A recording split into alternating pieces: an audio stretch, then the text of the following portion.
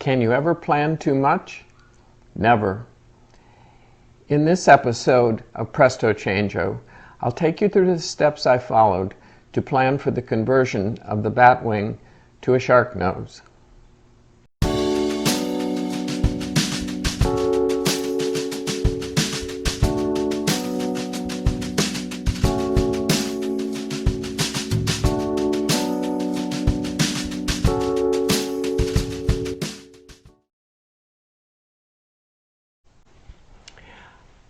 I began the process of planning for this conversion by reviewing invoices that my friend had kept when he did the project.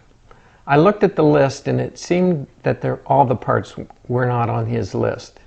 And I found a second invoice where he had ordered additional parts and returned some parts from the first list. So I decided I was going to have to generate the part list from scratch. The dealer sent me pages from the parts book.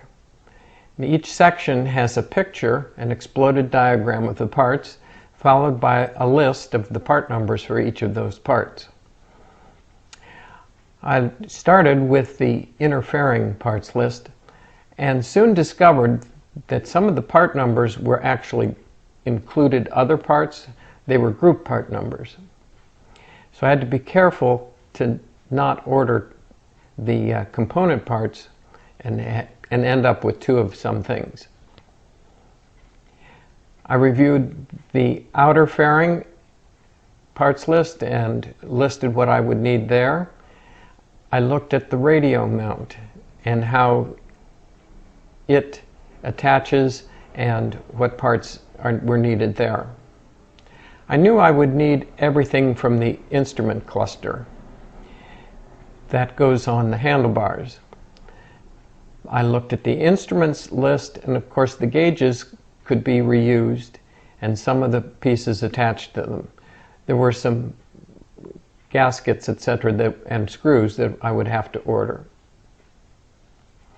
I looked at the list for the Road Glide main wiring harness, which of course is attached to the bike and I don't have, and the Road Glide fairing wiring harness. It became clear that I was going to have to reuse the wiring harness for the Limited and not order any wiring harnesses for the Road Glide. I also looked at the parts list of the wiring harness for the Limited. There are some pieces that I'll need to reuse.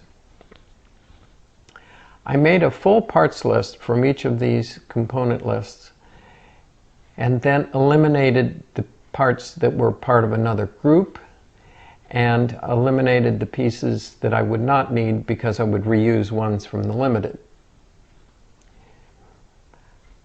At that point I was ready to start the quoting process, and by the third iteration we had a good quote with a good complement of parts. I then put the order list into a spreadsheet and used it as an inventory checklist when the parts came in. One of the things I did was talk to my friend about his experience doing this conversion and asked him to recall any of the gotchas that he found. He said you need to remove the tank and pull the main wiring harness as far forward as possible so that it will reach the back of the radio. Most importantly, he said you need to tighten the steering head bolt. He did not do that. He had that wobble of death and had to go back in and tighten that bolt. He said it's also necessary to put Loctite on the steering head pinch bolt, otherwise it'll work itself loose. The wiring in the handlebars would need to be extended, so I ordered the extension kit for that. Also, the twist grip sensor wiring had to be extended, and I ordered the longer version of that. The wires to the instrument module will have to be extended, and there's no kit to extend that. I'll have to do that myself. I will probably also have to extend the wires to the voltmeter and the fuel gauge. He recommended marking all of the wiring connections so that you know exactly what goes where when you go to put it back together again. I bought paper tags at Office Max to mark the cables. I found that they weren't as helpful as I thought they would be.